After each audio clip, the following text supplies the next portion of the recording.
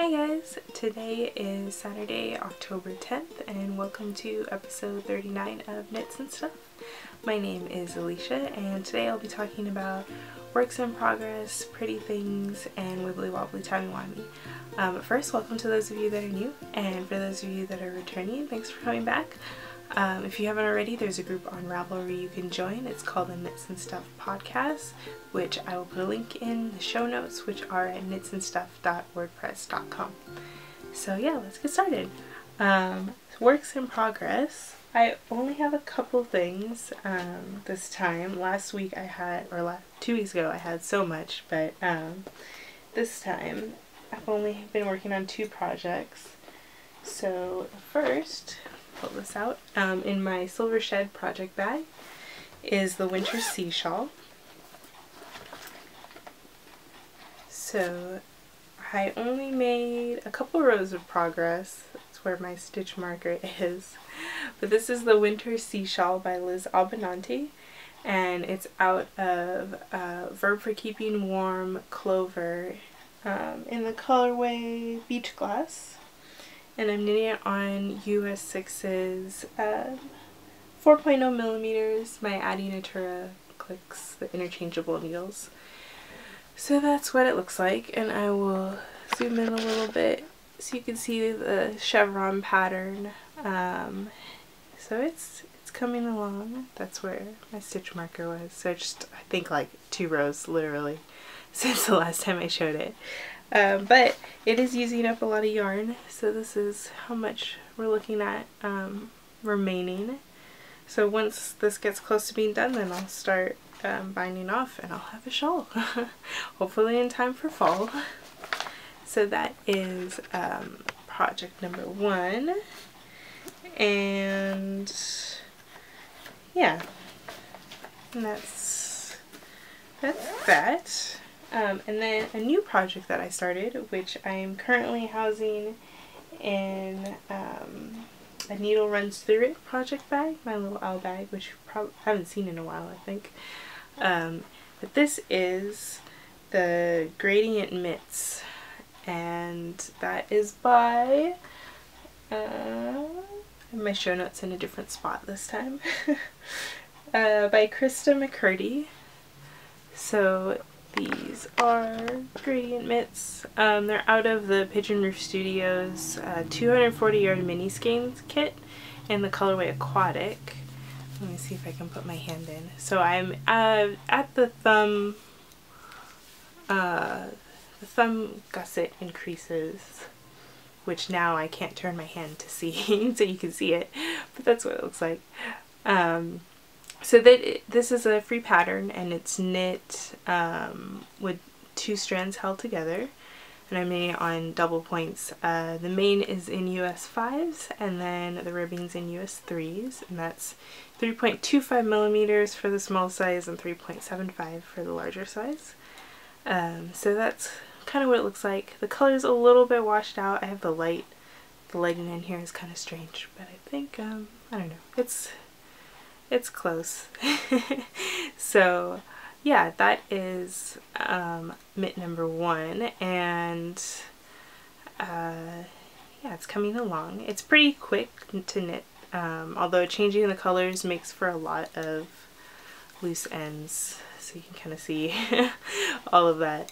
And hopefully I'll have enough, because I've been trying to weigh the mini skeins that I have left. So like this one is how much I have left of this lighter, the first light color. So I've been trying to weigh it to make sure that I have enough for the next one, because I'm actually I cast it on 38 stitches instead of 36 stitches for the circumference, because there were some comments about it being a little bit too tight, so, or too small. So I think this is a pretty good size for my hand. But it may be using more yarn than I have, so hopefully, I'm just hoping for the best. So yeah, that is my Gradient Mitt, and this is just the first one. Oh, and these needles are new. They're Knitter's Pride double points. They're wooden ones, because I didn't have double points before, so that's what I have now. For US 5s, I didn't have them, so I ordered some of the Knitter's Prides, and I like them. The points are sharp but not too sharp, so yeah. Sorry, doors opening.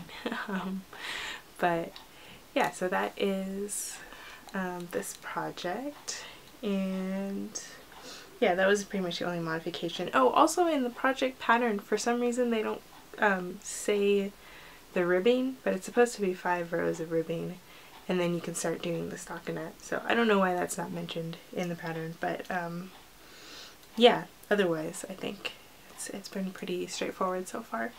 So that is all of my works in progress, and that would bring us to Pretty Things.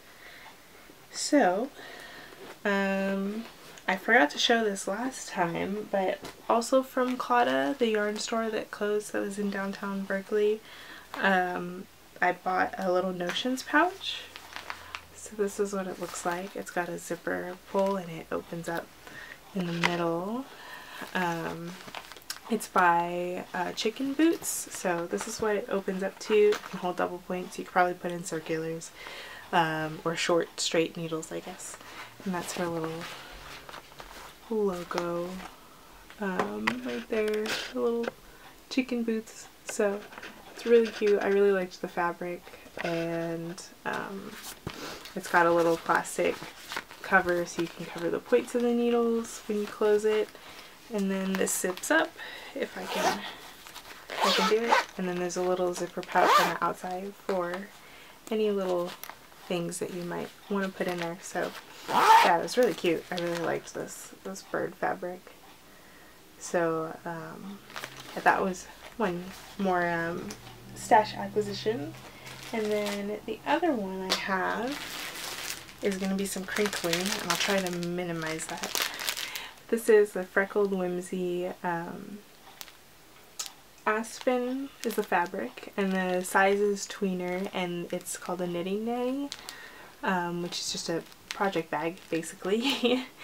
And this is how it came packaged, and it was really adorable, so I didn't want to open it yet, but I'm going to open it now. But I will pause the video so we don't hear lots of crinkling, and then I will come back and show it to you. So here is the bag all opened from its adorable packaging, and there's her little tag. So this is kind of the in-between size of the sizes that she offers. There's a sock size and a larger one that I forget the name of what it's called, but it's a wedge, basically a wedge bag, and it has a little zipper pull on it that you can remove if you need to. And a little hook on the side, and the fabric is really sturdy. It's got some interfacing on it that makes it seem like you can't really poke needles through it, so that's good. But this is what it looks like. The inside lining is the same as that top part, which is a nice detail. And I really just like the fabric and the colors. It's really pretty, so I'm excited to add this to my growing bag collection. It's getting quite large. So yeah, that's that. And it came with some goodies, so that's always fun. So yeah, that's Pretty Things. And that would bring us to Wibbly Wobbly Timey Wimey. So Doctor Who spoilers are coming up, so if you haven't seen episode 2 of season 9, which is called The Witch is Familiar, either fast forward to the end or sign off and I'll see you next time.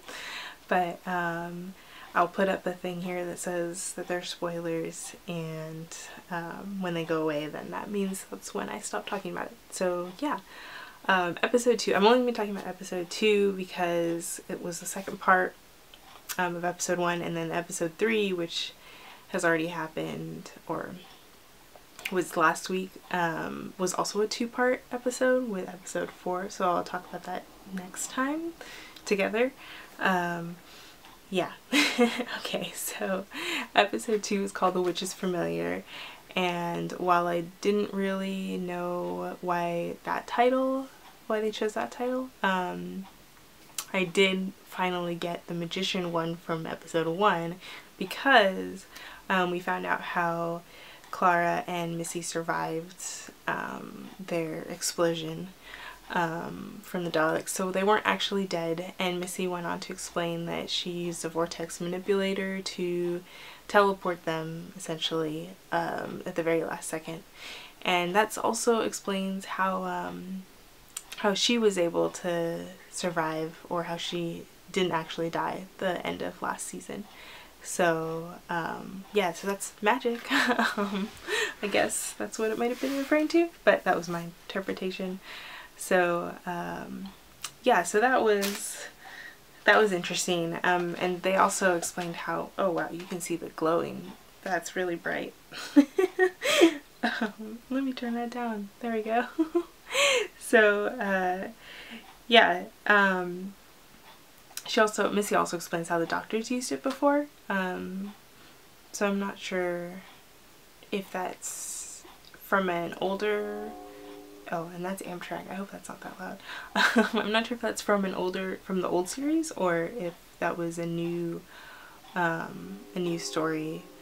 So yeah, but that was the magic part.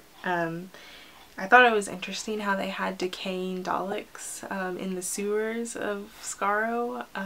It was really gross.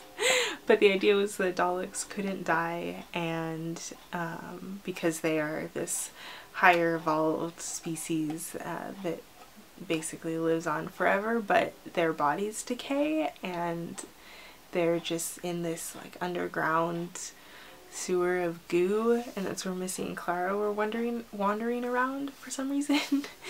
So that was really gross, but kind of interesting, but really gross. And an interesting tactic that was used to defeat the Dalek that found them, and later on more of the Daleks. So yeah, and then so when they did defeat that initial Dalek and Missy told Clara to get into the Dalek, that was so scary because it was reminiscent of the first time we met Clara as Oswald, and she ended up being in a Dalek, and to put her back in that made it seem very, very dark. So that was interesting. But yeah, it was interesting that she could just control all of the stuff with her mind, though, which is also leads to an interesting point later on, but I'll get to that. So meanwhile, while Clara and Missy are wandering around Skaro, the Doctor is imprisoned essentially by Davros, and we get to see like the softer side of Davros, which you really want to believe. And for a while he had me going, for sure, until the Doctor was like, oh, let me give you some of my regeneration energy, and then that was Davros's plan all along. So he was still just as evil as we ever thought he was. So, which was disappointing, but made sense. And but then the Doctor, being as clever as he is, knew all along that was his plan, and because he gave this regeneration energy to all of the Daleks in the sewer, the decaying ones, basically like came up and tried to revolt and get their casings back and all of this stuff. So it turned out okay for the Doctor. But yeah, but then the Doctor later on, when he actually in that scene, he grabs not his confession dial, but which is, you know, what's on his confession dial, guys? I don't know.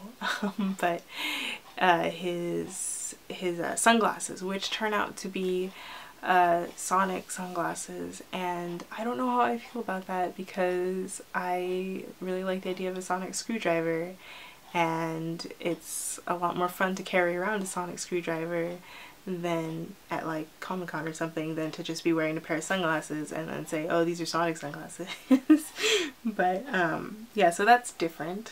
But yeah, so that was That was a doctor. And then later on when he ran into Clara and Missy, when Clara was still a Dalek and Missy was trying to get him to kill her, and I was so mad at Missy because she was just starting to be like this fun character, and I thought it would be really cool to see like a spin-off with Missy and Clara because it was fun to see their adventures.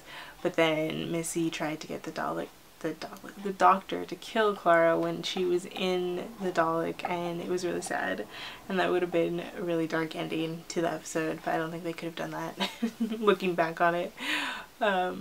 But yeah, but so Clara, the doctor told Clara to open up, well at the time the doctor told the Dalek to open up its casing, and Clara just needed to think that, and I don't know why she didn't think of that before. That she could, if she could just think her movements, why couldn't she think to open up the casing so she could get out? But I guess she was stressed out, so yeah. So that was pretty much the episode, the second episode of the new season. I guess I liked it. I liked the adventures of Missy and Clara, but I think I actually like the way the story's going for episode 3 and 4. It seems more like a classic monster of the week kind of episode, and not the oh my god the world's gonna end episode. So yeah, it should be good. But that is pretty much all I have for this week. It's a shorter show, I guess more about Doctor Who than about knitting. But yeah, hopefully I'll have more knitting in a couple weeks, and I'll probably keep to this schedule now. 2 weeks from now there should be another episode, because my work schedule switched, so now I can switch the Fridays that I'm recording, or the weekends that I'm recording, because I never seem to record on Fridays. But yeah, that's it for this episode. Social media stuff, I'm Eliana Knits on Ravelry, and Unperfect529 on Twitter, Instagram, Pinterest, everything else basically.